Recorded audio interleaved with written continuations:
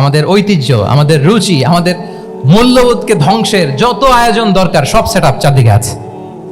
আল্লাহর ফিতরাতকে ধ্বংস করে দেওয়ার শয়তানি সব আয়োজন আমাদের চারিদিকে। বাট আপনাকে রাইট থিংটা চুজ করতে হবে। তাহলে রাসূল সাল্লাল্লাহু আলাইহি ওয়াসাল্লামকে দুধ দেওয়া হলো, মদ দেওয়া হলো, তিনি নিলেন দুধের পেয়ালা।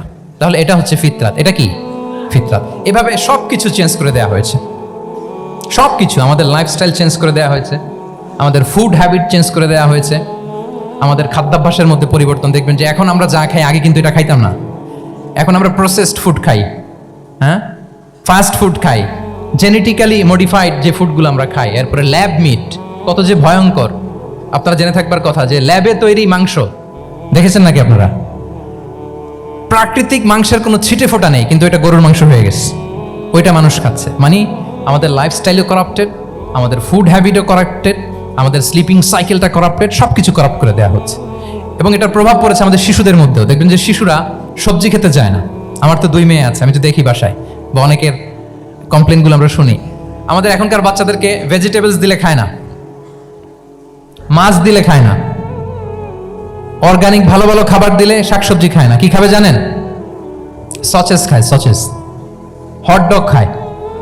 হ্যাঁ, ওই যে আপনি অর্ডার দিয়ে বার্গার এনে দিবেন, পিৎজা এনে দিবেন, ওইটা খাবে। তারপর ইনস্ট্যান্ট নুডলস খাবে, স্যুপ খাবে, ফ্রোজেন যত মিল আছে এগুলো খাবে, টিনজাত খাবার যেগুলো দীর্ঘদিন সংরক্ষণ করে রাখা হয়।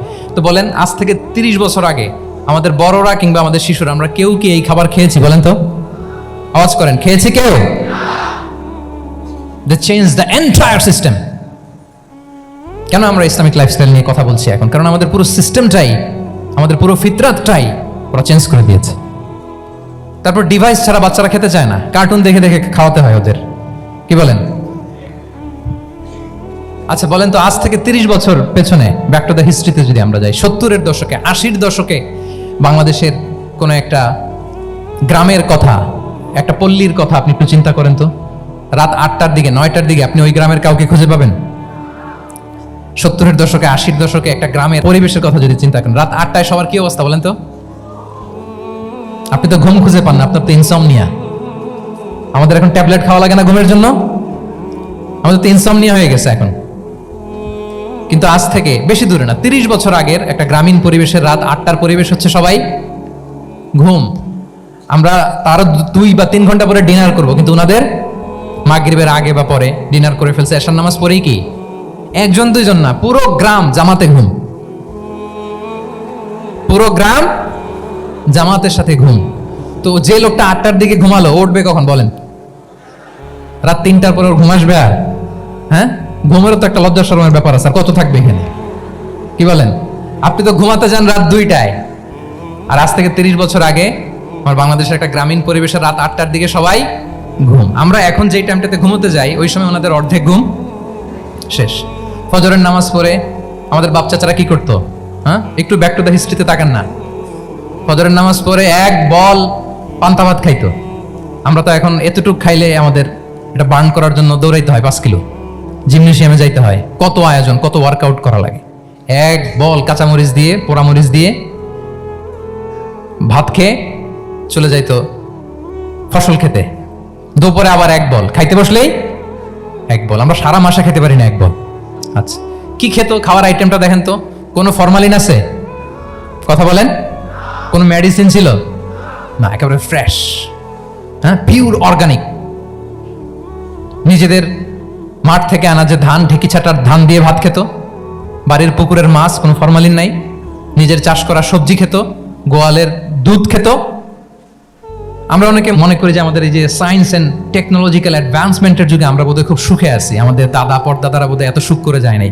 ওনারা যে সুখ করে গেছে তা আমরা চোখেও দেখি নাই। আমার দাদা পরদাদারা যে সুখে লাইফ লিড করেছে তার অর্ধেকও আমরা করতে পারি না। তারাই আসলে শান্তির, সুখের, আনন্দের সময়টা তারা কাটিয়েছে। তাহলে সম্মানিত সুধীমণ্ডলী, পুরো আমি আপনাদেরকে বোঝানোর চেষ্টা করছি যে ইসলামিক লাইফস্টাইল নিয়ে why we should talk about Islamic lifestyle, কারণ পুরো সিস্টেমটাকে তারা কোলাপস করেছে, করাপ্ট করেছে। The food habit, the lifestyle, the sleeping style, সব চেঞ্জ করেছে। তো এই জন্য আল্লাহর দেয়া ফিতরাতকে যেন আমরা প্রিজার্ভ করি, আমরা সচেতন হই। এখনই যদি সচেতন না হই, ডিজাস্টার আমাদের জন্য অপেক্ষা করছে। Just wait and see. তাহলে ইসলামিক লাইফস্টাইল হচ্ছে একটা ফিতরা বেসড লাইফস্টাইল, এই ফিতরাকে আমাদেরকে প্রিজার্ভ করতে হবে। তাহলে 3টা পয়েন্ট বলে ফেলছি অলরেডি, যদি আপনাদের মনে থাকে। প্রথমে কি বলেছিলাম? হালাল, হালাল দিয়ে জীবন সাজাবো। 2 নম্বরে প্রোডাক্টিভিটির জন্য কি করব? রাতে দেরি করে ঘুমাবো, তাহলে আগে আগে ঘুমাবো, ফলে আগে আগে ঘুম থেকে জেগে কাজ শুরু করব। 3 নম্বরে ফিতরা, মানে আল্লাহর দেয়া প্রাকৃতিক যে নিয়ম, মানে আলোর সাথে সাথে আমার জীবন শুরু, আলো নাই আমিও ঘুমাই পড়বো। কি বলেন? আপনি উন্নত দেশে তো তাই হয়। জাপানে আমি কয়েকবার গিয়েছি, আগে আগে ঘুমায় পড়ে। ইভেন আমেরিকাতে আমি কয়েকবার গিয়েছি, অনেক অনেক শহরে 8টার পরে সুপার শপ বন্ধ, 8টার পরে ঘুমেরা। আমরা হাঁটছি কোন দিকে? আমরা একটু নিজেদেরকে প্রশ্ন করি। তাহলে 3 নাম্বার হচ্ছে ফিতরা বেসড যে লাইফস্টাইল, এটার দিকে আমাদেরকে ফিরে আসতে হবে। 4 নাম্বার হচ্ছে মডেস্টি, শালীনতা, one of the core values of Islamic lifestyle. এই শালীনতা আমরা হারাতে বসেছি। মডেস্টি বললে অনেকে শুধু কাপড় চোপড় নিয়ে চিন্তা করে, যে ছোট কাপড় বড় কাপড়। Modesty is not about only clothing, but also your behaviour, your dealing, your overall character. শুধু আপনি মডেস্টি, শালীনতা বললে কাপড় চোপড় নিয়ে চিন্তা করবেন না। এটা আপনার মডেস্টি ইন ইউর স্পিচ, আপনার কথার মধ্যেও শব্দ চয়নে মডেস্টি থাকতে হবে, আপনার বিহেভিয়ারে মডেস্টি থাকতে হবে, আপনার ডিলিংসে মডেস্টি থাকতে হবে। এই শালীনতা আমরা হারাচ্ছি।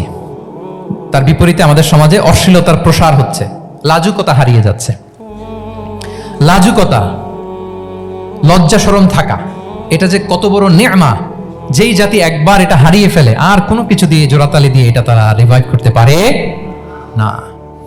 এই যে ওয়েস্ট তো এখন যা যা আমাদেরকে শিখাইছে, যেটাকে আমরা স্ট্যান্ডার্ড মনে করি, আবার তারা ফিরতেছে। এই যে ডিভাইসের কথা বলছি না, আপনি অস্ট্রেলিয়ার খোঁজ খবর নেন, যারা খোঁজ নিয়েছেন তারা জানেন, আন্ডার 16 কোনো বাচ্চা সোশ্যাল মিডিয়া ইউজ করতে পারে না অস্ট্রেলিয়াতে। 1 মাস অ্যাপ্লাই করে, কান্ট্রি ওয়াইড অ্যাপ্লাই করে দেখায় ফেলছে। Facebook, including Facebook, WhatsApp, Twitter, TikTok, 10টা অ্যাপস যেগুলো বাচ্চাদের মধ্যে এডিকশন নিয়ে আসে, এগুলো সব বন্ধ। জানেন এই নিউজটা? জানেন? মানে ফিরতেছে, উল্টা ফিরতেছে।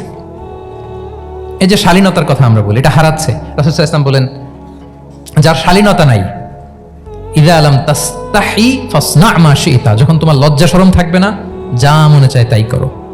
শিশু মুহাম্মদ চলে গেল সেই বনু সাদে, ছোট্ট মুহাম্মদ কাঁদে না, কাঁদে না কখনো। ক্ষুধা লাগলেও কাঁদে না, ব্যথা পেলেও কাঁদে না।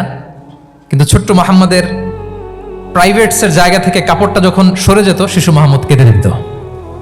সুবহানাল্লাহ, শালীনতা। ইযা লাম তাস্তাহি ফাসনা মা শিতা। রাসূল সাল্লাল্লাহু আলাইহি ওয়াসাল্লাম বলেছেন, যদি তোমার লজ্জা শরম না থাকে, লজ্জা শরমের মাথা যদি তুমি খাও, তুমি সব করতে পারবা, তোমাকে দিয়ে সব সম্ভব। তাহলে এই শালীনতা, এটা অনেক বড় নেয়ামা। সম্মানিত বন্ধুরা, আজকে দিনকে দিন আমাদের সমাজ থেকে শালীনতা হারিয়ে যাচ্ছে, লাজুকতা হারিয়ে যাচ্ছে। নারী পুরুষ উভয় দিক থেকে, বিশেষ করে আমাদের বোনদেরকে টার্গেট করা হয়েছে। নারীদেরকে, আমাদের বোনদেরকে, তাদেরকে প্ররোচিত করা হচ্ছে, তাদের সামনে আইডিয়া হাজির করা হচ্ছে যে